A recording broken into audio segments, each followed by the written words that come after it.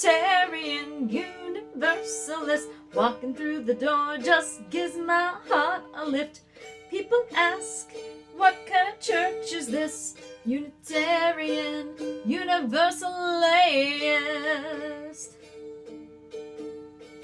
Who knows what? I can't walk or talk the list. Unitarian Universalist. I hold the never-ending question of the heart whose beat insists. I'm a Unitarian Universalist. Even though what you say might not be what I know, we sit all together. Every Sunday we go, searching through our lives for the mystery of loving, sifting through the times like an old-fashioned coven. I know this is my church, eternal talking about.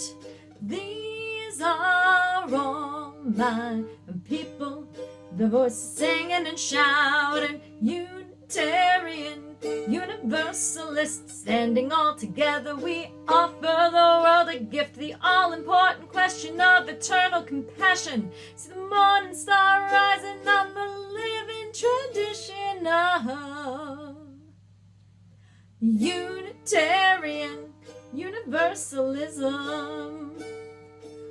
What time's the next service? Unitarian Universalist. Walking through the door just gives my heart a lift. People ask, what kind of church is this? Unitarian Universalist.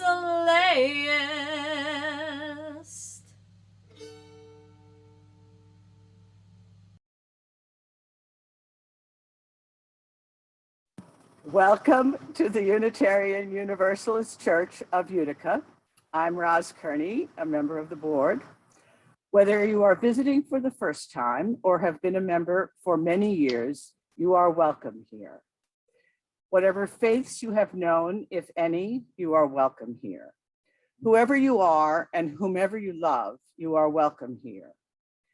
We are invited to bring our whole selves to this worship service, our doubts as well as our convictions, the pain and joy we have known, our longing for connection and understanding. Every part of you is welcome here. And I have two announcements. One is that this church is sponsoring a workshop by Patrick Johnson on Saturday, September 18th for UUs and friends, and we hope many can come. Patrick will discuss issues of race in our country and community and facilitate discussions on how we may work towards anti-racism and bring resistance to oppression of all kinds into our daily actions and spiritual lives. The workshop will be outdoors here under a big tent, and all are welcome. The workshop will be from 9:30 to 2:30 with a break for lunch. Information will be available in upcoming newsletters, but we really hope that you put it on your calendars now. And also for today, for the social hour, please help yourself to some very delicious cherry tomatoes of all sorts from the Utica Community Gardens, since they are in abundance this year, and Carol specially brought them here. And there are also some donuts. Good morning. I'm Reverend Lori Staubitz. I'm your minister, and I am so happy to see you and to recognize so many faces this morning. So I want to invite us to be here in this moment, and I want to invite us to do this with a breathing meditation that's also song. So if you're more comfortable putting your masks on and singing, please do. Otherwise, join with me. There's this in 3 parts, and Melissa's going to be joining me on the high part, but many of you know this from our hymnal. And so let us join together with, when I breathe in peace. When I breathe out love. When I breathe in peace. When I breathe out, I breathe out love.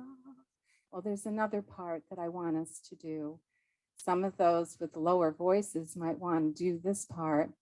Breathe in, breathe out, breathe in, breathe out. So can I have those people that are going to be singing that start with me? Breathe in, breathe out, breathe in, breathe out. Keep that going. When I breathe in peace. When I breathe out love. When I breathe in peace. When I breathe out love. When I breathe in peace. When I breathe out, I breathe out love. When I breathe in, I breathe in peace. When I breathe out, I breathe out love. When I breathe in, I breathe in peace. When I breathe out, I breathe out love. When I breathe in, I breathe in peace. When I breathe out, I breathe out love.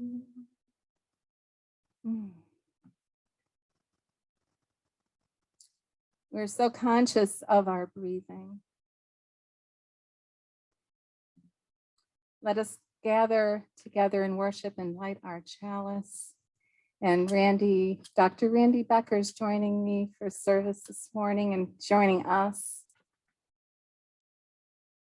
Welcome to this place of possibility. This is Love's Hearth, the home of hope, a refuge for minds searching for truth and ever unfolding, ever beautiful and strange. Here, compassion is our shelter as we are here in this open tent this morning. And our shelter is here as freedom from the storms of bigotry. And in this community, may we find comfort as well as courage. Here, may our sight become vision, to see and to glimpse the unseen that is yet to be.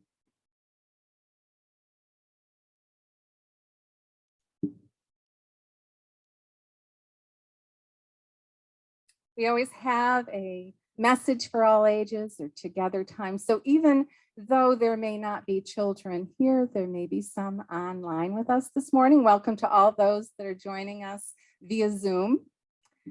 So I want to speak to all ages right now. And even though this message may be for children and teens, I think it will resonate as well I know it does with me. So I'm pretty sure that everyone here and on Zoom can think back to a time when you were riding as a child in a car and asking the question from the back seat on a long journey with an adult at the wheel, asking the same question over and over and over again till that parent or guardian was going crazy. Are we there yet? Are we there yet? Are we there yet? And all too often the response was no, we are not there yet. We are not there yet. We are not there yet. And we know that we had to keep asking that question because someone else was in the driver's seat. And we really didn't have the means for mapping and navigating our own pathway. And we trusted who was driving to provide a good roadmap and to know where they were going and to get us there. Well, I think back on how painfully slow childhood was. Now I yearn for that. I yearn for how long the days were, or how long that journey was, because things seem to be moving a little bit too fast. Days can seem endless. But there's always in the back of your mind, I think, when you're a child, that there's some sense of destination, that you're going to arrive somewhere. You, at some point, are going to grow up. There is going to be a moment where you become an adult. And a lot of our, are we there yet? Are we there yet? Is checking ourselves for, am I there yet? Am I an adult? Have I arrived? Well, we do arrive at some destinations. I know you can mark probably many occasions of your life where you feel like, yes, you know, I've made it, at least this far, at least this far. But I know now that miraculous day of arriving at adulthood never really comes. Here I am in probably the last third of my life, and I still am asking, am I there yet? Am I there yet? And I think one of the things that draws me to this religious tradition is the sense of ongoing journey. There's no fixed point where we say, you know, we believe this and this is our platform, so we have arrived. I think we are all called to that self-examination. And now that we are adults and we are in the driver's seat, to still be asking some of the same questions. Are we there yet? Are we there yet? But one of the things we know is that there isn't a final destination. Even at death, we are a part of the cycle of life that keeps going on. But there are some road maps along the way. One of them, I think, is that we don't journey alone, that you find partners on this travel of ours. And here we are, partners in this journey as Unitarian Universalists.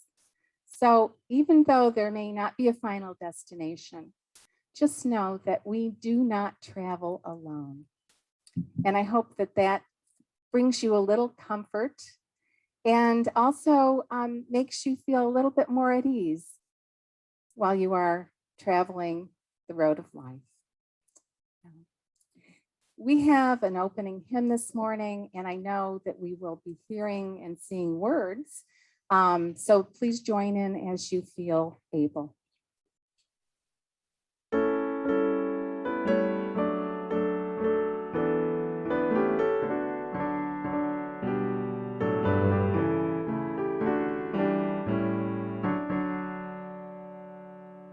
We gather together in joyful thanksgiving, acclaiming, creating whose bounty we share. Both sorrow and gladness we find now in our living. We sing a hymn of praise to the life that we bear. We gather together to join in the journey, confirming, committing our passage to be a true affirmation in joy and tribulation, when bound to human care and hope, then we are free. Good morning. As we'd say, good morning, all y'all. Being from down in the beautiful concrete public at the end of the Keys in Florida, which is now my home. But my spiritual home is there and also down on Oneida Square in a yellow brick building. I'm Randy Becker, and I grew up in the Universalist Unitarian Church of the Reconciliation in Utica. First started going there in the late 40s, and it's been an interesting journey. And I want to talk to you about a little bit of that journey, because are we there yet? Interesting question. Always in process. And there are things that happen along the way that may ask, did I get a foundation that was worth having? Did I get the things that would sustain me? Did I get those things that would somehow let my heart go on when it looked like things were stopping? Back at the end of April, my wife of 30 years, Elisa Bishop Becker, died. And the next Sunday, I knew I needed to be in some worshipful community. Unfortunately, the Unitarian Universalist congregation in Key West is not one I can attend at the moment. So I went to the nearest one, St. James First Missionary Baptist Church. Now, talk about being a stretch from where I would be. But I knew people there I would enjoy, historic Black church. And as is the tradition, after the minister got done with his sermon, his 45-minute long sermon, and we had a piece of music, he then said, I've got another clergyman here in the town and the house. Dr. Becker, you come up and say a few words. You know, if you're visiting, you got to say a few words. And a passage came to my mind I wanted to talk about that morning, and I want to share it with you. I think I mentioned it one of our services here too. And that message was, my heart is heavy, but my faith is not broken. My heart is heavy, but my faith is not broken. And I talked that day with them about how that might be cast in terms of biblical things, but I want to cast it now in Unitarian Universalist terms, because across my life, there have been so many occasions in which my heart has been heavy, but I've always found my faith has not been broken. Diagnosis when I was 26 of a stage 4 cancer, still here. A child born to us who never came home from the hospital with us. The death of my daughter from a drunk driver. Now the death of my wife. But I was given tools. I was given understandings. I was given meaning in this faith community that sustained me through all those and so much more. And I want to share just 3 of them. One is that there can be meaning on the other side of anything. There are no natural barriers to our capacity as human beings, as people of liberal faith, to find meaning even through anything. Viktor Frankl wrote that whole book about finding meaning even in the concentration camps. That idea that on the other side, there can be meaning. And the other one I would mention before I get to my ultimate one, and that is that this world and what happens in it is not a judgment on us. That there's not some force somewhere that says, oh, you did wrong and we're going to get you. That life is not out to get us. That there's not some kind of force that wants to somehow judge us and condemn us, or maybe hold out a little sprig of forgiveness, but no. And then the ultimate one that has sustained me through all of it is the idea that we live in an existence that is full of possibility and potential. And if we only see that, we don't have to see it all. We just have to see a little glimpse of it now and then. And that is enough to sustain us. And that glimpse may come through us. It may come through friends. It may come through a congregation. It may come through a sunset. Who knows how it's going to come? But life is always offering possibilities, even in the impossible places. That's the faith this congregation gave me. And it sustained me so far through all my life. And I know it always will. Blessed be. Thank you. Thank you. We don't always share much about our faith. So I'm really glad we're speaking about that this morning. I want to share a reading to start us off that was written by the late Gordon McKeeman. We knew him as Bucky Bucky, one of the last great Universalists before we merged with Unitarians. So this comes from his reading Dead Battery. He said, our camper van is one of the less active members of our family, and it's reassuring to see the van that's ready to burst into activity at the turn of a key. Well, the other day, though, when our constant duty vehicle was absent on an errand, I needed to undertake what seemed like an urgent mission. So I took the van, went out, turned the key. Nothing. Not a cough, not a tremor, not a flickering light, nothing. My instantaneous diagnosis, dead battery. It occurred to me that sometimes we leave our religion sitting idly in the corners of our lives, awaiting some emergency or crisis or some accident. Comes a crisis, we leap to our religion and turn the key. Not a whimper, not a cough, not a shudder, no lights flickering, nothing. It is then, I think, that we are reminded that a little preventative maintenance might have kept our faith energized for such a time. We never know when an urgent need for our deep and active faith will arise. And when people ask why I attend church so regularly, I respond, I go there to recharge my battery.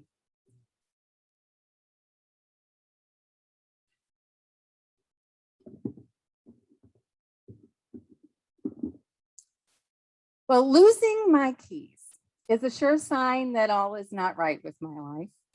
Maybe you all have the thing that happens to you that is the red flag that says, you know, things are not going well. You better pay better attention.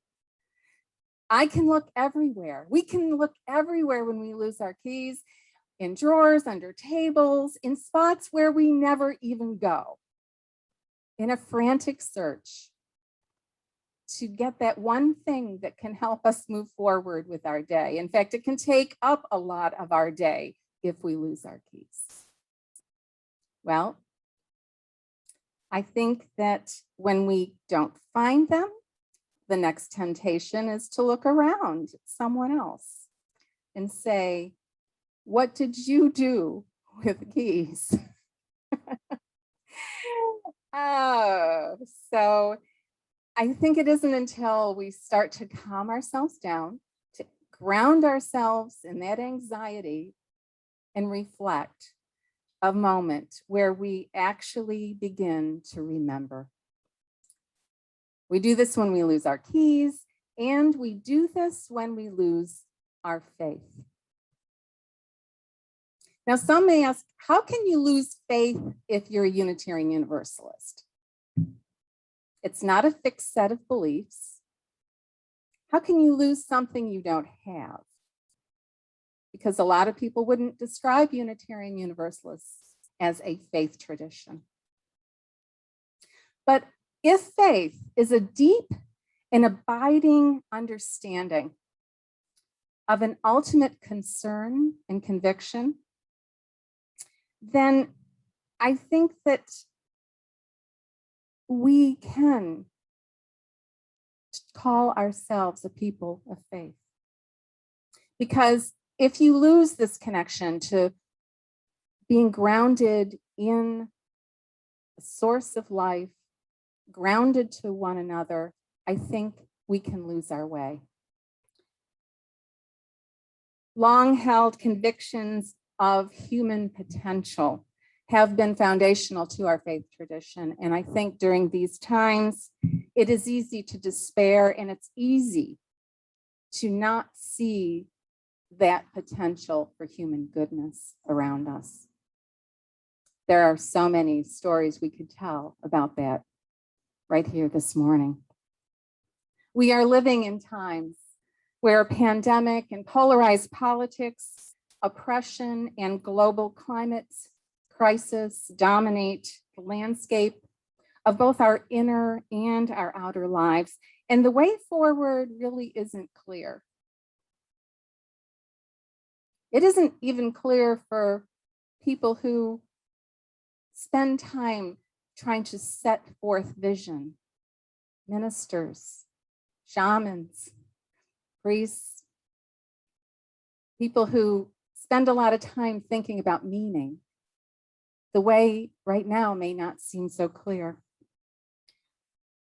But many religious traditions teach us that we are redeemed by such a landscape. We are redeemed by what is referred to as our wilderness experience. Has anybody felt like they have been in the wilderness? Yeah. I think we are going through times that actually would relate directly to what a lot of sacred scripture in all world traditions would refer to as a wilderness experience. Times when we are most vulnerable, though, and most at risk are precisely the times where we, through that vulnerability, often are open enough, ego, all the things we know, all the things we trusted and knew, and all that sense of agency, because it has been moved aside and crumbled, perhaps, we are in that vulnerability sometimes more open for the next step, for new ways of being, to find some greater meaning, perhaps, as we move forward through the desert. Well, the Exodus story, of course, many of you are familiar with the Passover story from Exodus, story of the Hebrew people's journey from enslavement to freedom, and then finding the promised land. However, there's a subtext that reveals another story. And it is the struggle, really, that individuals face to form viable community. It's not about destination. It's about these people who escape Egypt, spend time in the desert, and journey towards this vision, this place. And they arrive, but the journey itself was so much more important than just this sense of getting there. Many contemporary Jews do not envision the promised land as a place at all, but a way of being in relationship as a covenantal people. To arrive as a people instead of a set of individuals. Well, while Passover marks the remembering of the Exodus story, Rosh Hashanah and Yom Kippur, September 6th will be Monday, the beginning of Rosh Hashanah, invite the faithful to a time of reconciliation and a time of forgiveness and coming back to a recommitment to being a covenantal people, to remember, to remember.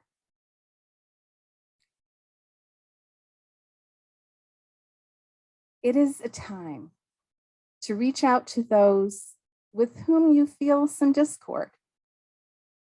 And we have had those moments together this past 9 months that we've been together. We've had discord. We've had falling outs over which way to go. How are we going to be as a people? This reconciliation is important to the process of this reconnecting, to this revisioning process. I will be joining our local Jewish community on Monday. I always try to attend Rosh Hashanah and Yom Kippur because I love what it calls me to do. But we too, as a people of faith, have come far on the journey, and you all have been through a lot, and you know it, and you have done much to move forward. And so in some ways, it is important to celebrate that. There are moments where you can say, yes, we did arrive, we did this, but we're still on this journey. You know, one of our hymns speaks to this kind of tension between journeying together and we're all welcome and let's all come and we're going to form this caravan together. And then there's a second part that reminds us that we fail again and again and again, but that failing is only an opportunity, as Randy said, an opportunity to reform at a deeper level our connections to one another. So if you feel comfortable in joining me, you will know this. Come, come, whoever you are, wanderer, worshiper, lover of leaving, ours is no caravan of despair. Come yet again, come. The other counterpoint to this, of course, is we've broken our vows 1,000 times. We've broken our vows 1,000 times. We've broken our vows 1,000 times. We've broken our vows 1,000 times. The truth of the matter when we're on a journey is that those things do go together. So let's sing them together. Choose your part. Come, come, whoever you are, wanderer, worshiper, lover of leaving, ours is no caravan of despair. Come yet again, come. We've broken our vows 1,000 times. We've broken our vows 1,000 times. We've broken our vows 1,000 times. We've broken our vows 1,000 times. Ala Resne Bozeth is a feminist theologian, Gestalt therapist, and poet who offers these words as she paraphrases sacred scripture from the Hebrew text. I will give you dreams in the desert to guide your safety forward to a place where you have not yet seen. I am sending you into the wilderness to make a new way, to learn my ways more deeply. Sing songs as you go. Hold close together.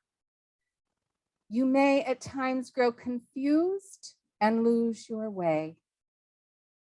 Touch each other, even if it's virtual. Touch each other and keep telling stories. Make maps as you go and also remembering the way back from before you were born. We are people living in times of radical reformation. Everything we know may not be true. Everything we thought we knew. We need to rethink some of that. We struggle to transform our ways of being in right relationship. We are doing that here. We struggle to be in right relationship with one another. We struggle and are addressing our relationship with the oppressed and with our own home planet.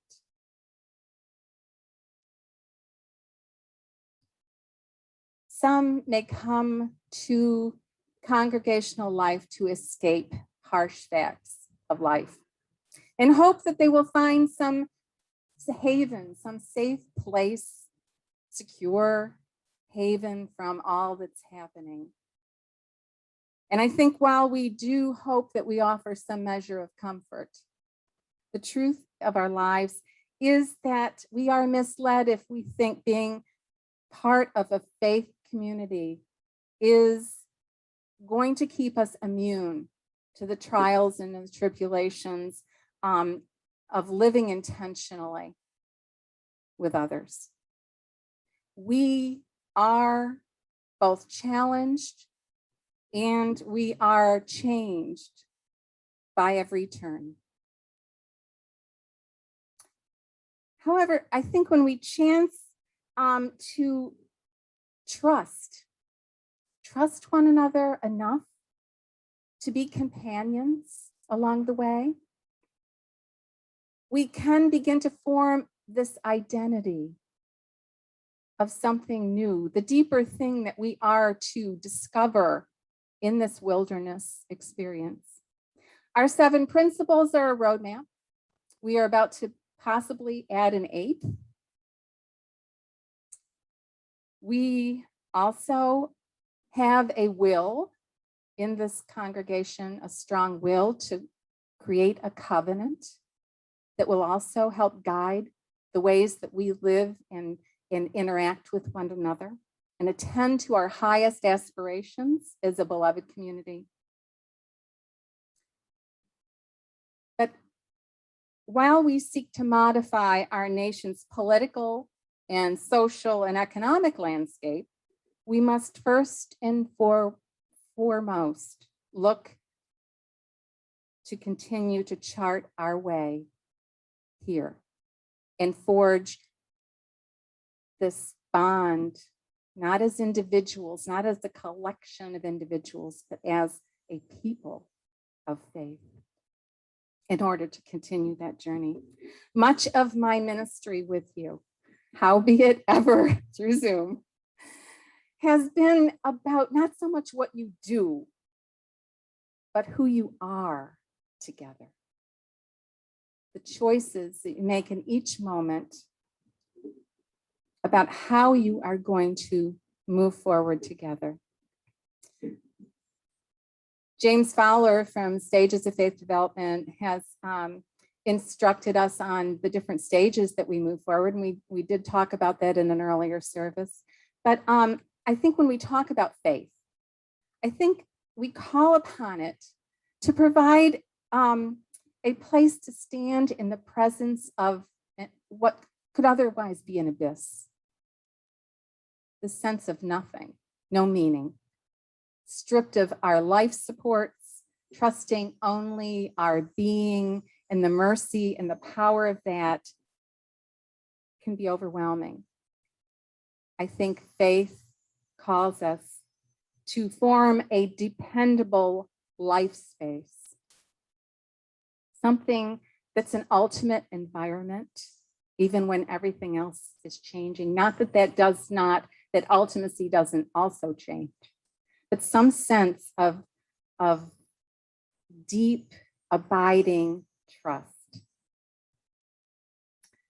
Even as everything we once trusted proves unworthy, faith enables us to step forward with some measure of hope and with some measure of possibility as we launch out into the unknown.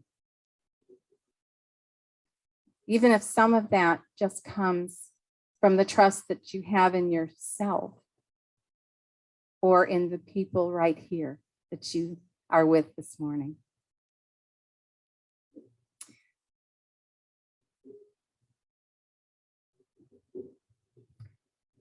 We are heading into some very uncharted territory, and the actual landscape of our lives is very complicated. And there are places that we will need to go that we aren't even aware of right now, that for which there is no clear direction. And I think this is where our faith can actually serve us well. Centuries ago, explorers relied upon the North Star to find their way into the unknown, because they used the star to locate themselves no matter where they were, because it was for them the one true constant, the one thing they knew to be true, the one true thing they knew beyond all else. For me, I try to chart my course with a vision statement. And here it is. To the end that all shall know wholeness and each shall live as one. It's a simple thing to remember, harder to live out if you apply that to what you do. These words, though, have been forged from the foundations of my Unitarian Universalist faith. They are grounded in liberal theology and science, and it's an affirmation with the assurance that I have found from this faith, the assurance of a vision, really, that there is dignity in each life, and there is the hope for the unity of all life, or at least the awareness of that unity. So I ask you this morning to begin together, but also as an individual to reflect inward on that one true constant. What is it that you know above all else that helps you fix your course as an individual and as you participate together as a people of faith? What do you know to be true?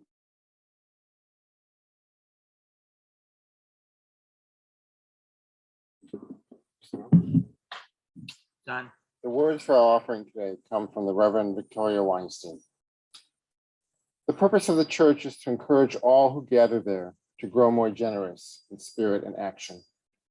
This is the great end of all the world's faith traditions, to bring the human being closer to the divine by acts of creation and compassion. We now take an offering that allows us to exercise that all-important generosity of spirit, an offering that will support this self-supporting church and its many ministers. The gifts of this congregation will be gratefully received.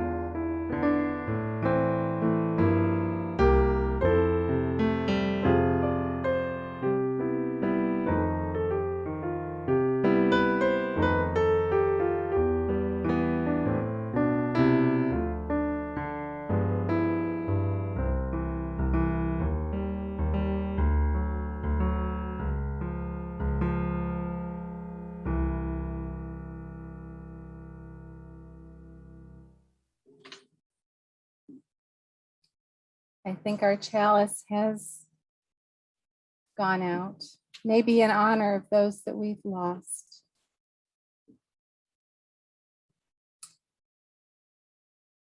Let's join in closing hymn, and I believe you all know the words, "To love will guide us."